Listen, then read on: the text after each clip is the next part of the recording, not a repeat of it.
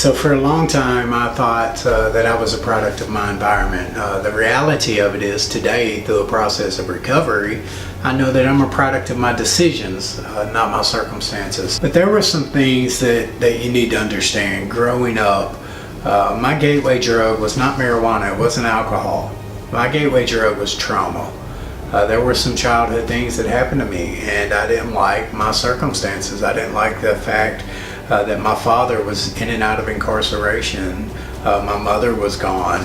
I was a victim of emotional abuse, physical abuse. I had experienced some sexual abuse from a babysitter. And so all these things are in the back of my head, right? And the only thing that seemed to really change the way I felt was a chemical. And so unfortunately I suffered from a disease that is progressive, fatal, and incurable.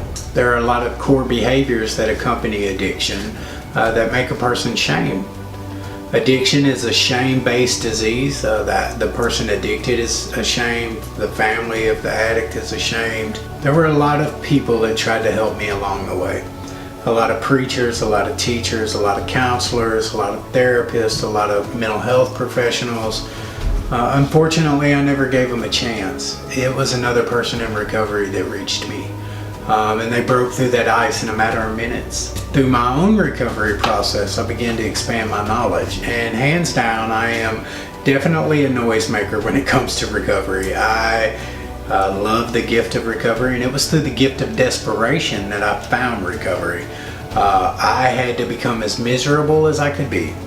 I had been to prison 6 times with 17 felony convictions. I had been on parole since the age of 18. I was 38 years old when I found a new way to live. I had just came home from prison on my 6th trip and successfully re-entered society at 38 years old. When I had about 18 months of recovery. All of a sudden I was at the state capitol and I was speaking on behalf of recovery for the International Overdose Awareness Day. And I look up and all of a sudden it's Kirk Lane, and he is our state drug director. But I knew him way before he was the state drug director. See, he used to be head of the narcotics division that once arrested me.